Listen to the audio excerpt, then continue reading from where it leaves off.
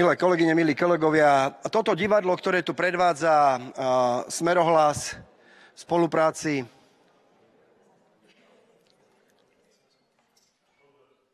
Poprosím o kľud v rokovacej sále, nech môže pán poslanec vystúpiť. V spolupráci s SNS je naozaj len divadlo na zakrytie oveľa väčšieho problému, a to je zrušenie špeciálnej prokuratúry.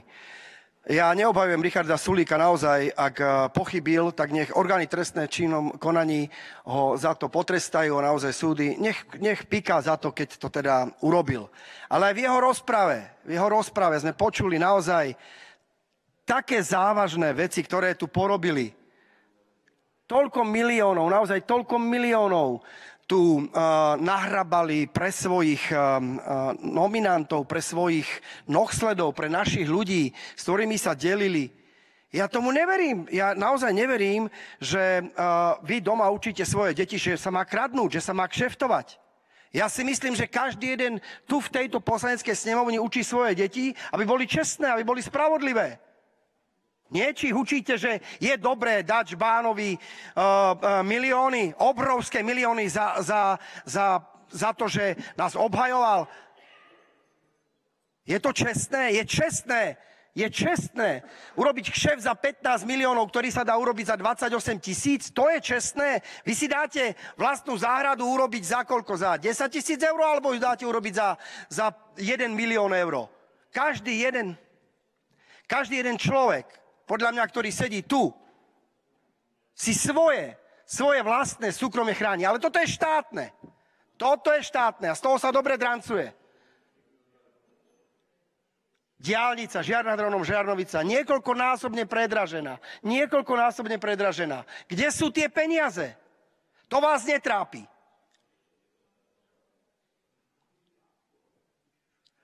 Celé toto odvolávanie, celé toto divadlo, čo tu tento mladý chlap predvádza, a čo predviedol aj v Českej televízii, no tak to je čistá komédia. Čistá komédia. Viete, vy ste naozaj prišli do parlamentu s tým, že budete Ficovi slúžiť. Vy nemáte svoj názor, vy nemáte takú tú morálku, takú tú česť, ktorá povie, že veď naozaj ten človek pochybil.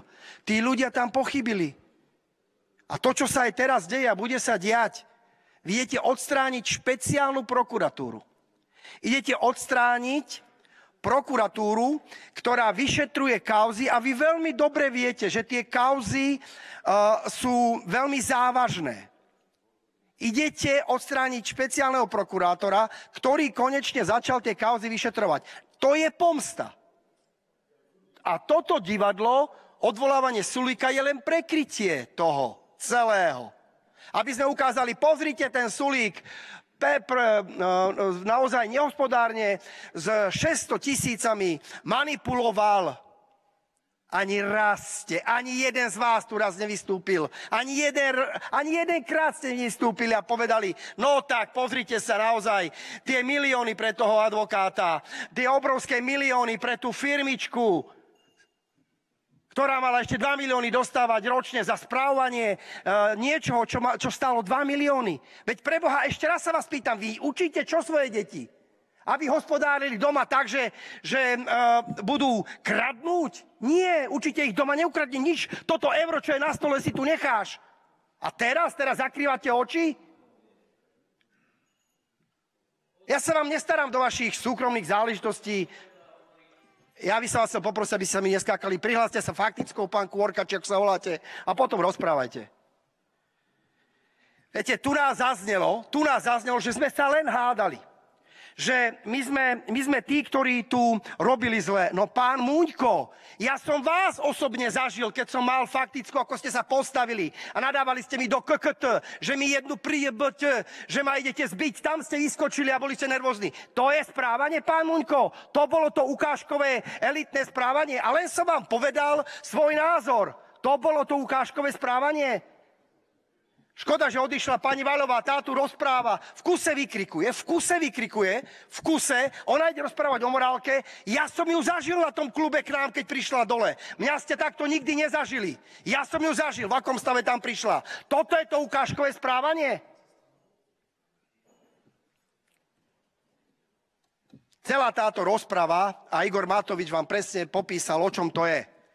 Keď sa to týka Haščáka a dopisovania si Richarda Sulíka s Haščákom, tak ste tichučko ako rybičky, lebo Haščák je spriaznená duša.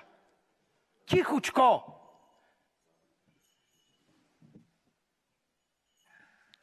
Toto je to nové, toto je tá nová politická kultúra. Má ma počúvať Pellegrini, aby vedel, či budete reagovať na mňa. To je tá nová politická kultúra. Pán poslanec, ja vás veľmi pozorne počúvam. Naozaj. Novú politickú kultúru. Predstavte si, že by sme vykrikli takto, ako vykrikujú my, už tu skáču ako také sršne. Ako také sršne. Vrieskajú. No, teraz tam, neviem, niekto povedal, že z teba srší zlo, neviem, či to, neviem, viete, so mňa srší a to mám, vždy som mal spravodlivosť. Vždy som to mal v sebe. Ja naozaj, keď vidím, ako rozdávate peniaze svojim ľuďom, ako kradnete, rabujete a ešte sa pritom smejete,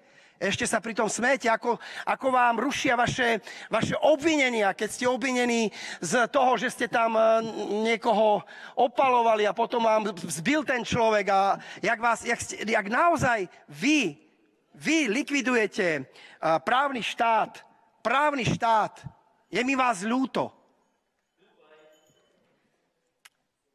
Viete, používate Richarda Sulíka teraz na zakrytie vašich obrovských káuz.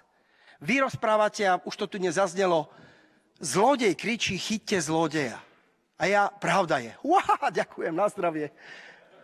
Vidíš, neexistuje náhoda.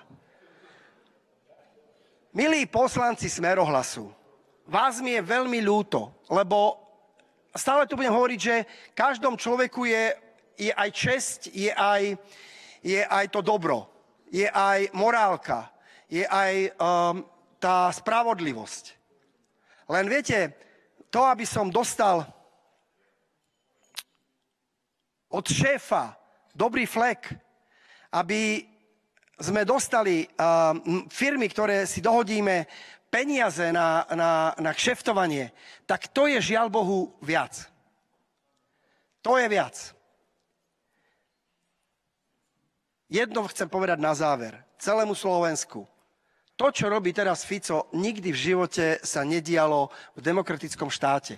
Aj keď tu Fico dlhé roky bol. Teraz Slovensko, Fico ide dostať naozaj na úroveň Bieloruska, Ruska a krajín, ktoré si nevážia demokraciu, ktorých neplatí diktatúra. Fico tu rozhodoval o tom, že kto čo bude vyšetrovať, kto čo môže, sudca, ktorý môže o tom rozhodnúť. A Fico tých, ktorí mu išli po ruke, vždy vedel dobre odmeniť. Buď dostali nejaké byty, buď dostali nejaké finančné odmeny, alebo si vozili peniaze do Dubaja vládnym špeciálom.